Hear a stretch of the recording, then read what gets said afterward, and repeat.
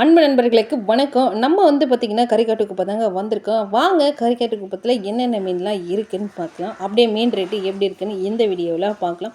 நீங்கள் இப்போ தான் நம்ம சேனலுக்கு ஃபஸ்ட் டைம் வரீங்கன்னா, நம்ம சேனலை மறக்காமல் சப்ஸ்கிரைப் பண்ணி வச்சுக்கோங்க. வாங்க இப்போ வீடியோக்குள்ளே போகலாம். இப்போ நம்ம பார்க்குற இந்த சங்கரா, அதாவது இது வந்து கல் சங்கரான்ட்டு சொல்லுவாங்க. இந்த மீன் வரைக்குமே வந்து பார்த்திங்கன்னா, ரூ. 200 அப்படி சொல்லிட்டு கொடுத்துருந்தாங்க.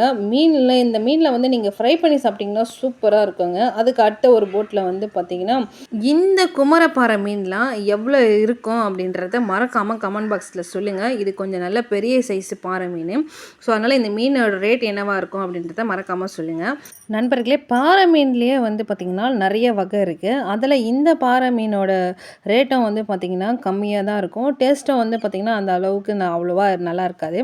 அதிகமாக இந்த பாறை மீன் வந்து பார்த்திங்கன்னா பனி டைமில் நிறையவே கிடைக்கும். நண்பர்களே, இப்போ நம்ம பார்க்குற மீனோட பேர் வந்து பார்த்திங்கன்னா மோரகண்ட மீனுன்ட்டு சொல்லுவாங்க. இந்த மீன் வந்து பார்த்திங்கன்னா அவ்வளோவா விலை போகாத ஒரு மீன்னா இந்த மீனை சொல்லலாம். இதில் முள்ளும் வந்து பார்த்திங்கன்னா நிறையவே இருக்கும். ஸோ அதனால் இந்த மீனை அவ்வளோவும் விரும்ப மாட்டாங்க.